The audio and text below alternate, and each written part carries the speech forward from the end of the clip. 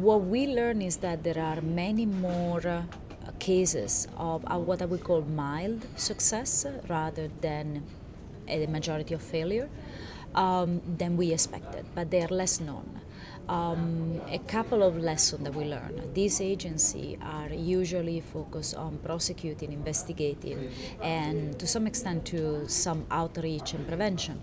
They don't focus on the PR aspect. So outside their small circle of prosecutors, nobody knows what they are doing. So the information actually was helpful to be collected because we start to learn more about what these agencies were doing. And we, as a lesson, we learned that maybe these agencies, also in their own country, they should start to report and even advertise the success that they have achieved.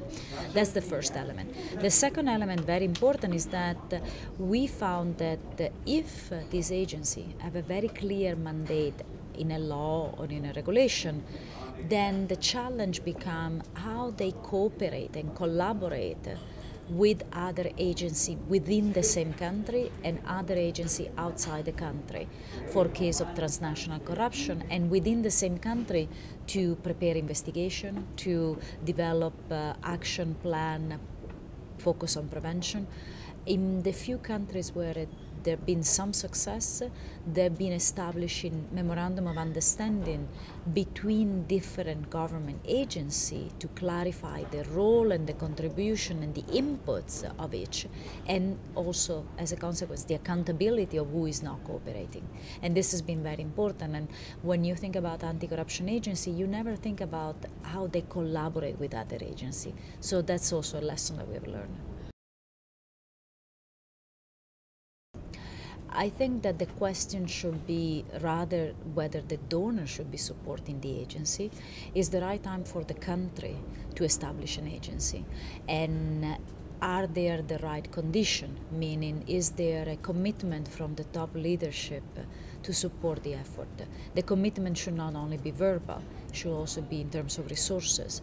In a few cases, we came across a verbal commitment that did not translate in any budget allocation.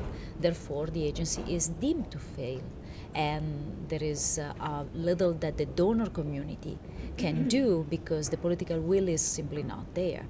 I think that really the question is, if the country as a whole, including civil society, the private sector, not just the government, shows an interest, then the donor community as a whole should actually support this initiative.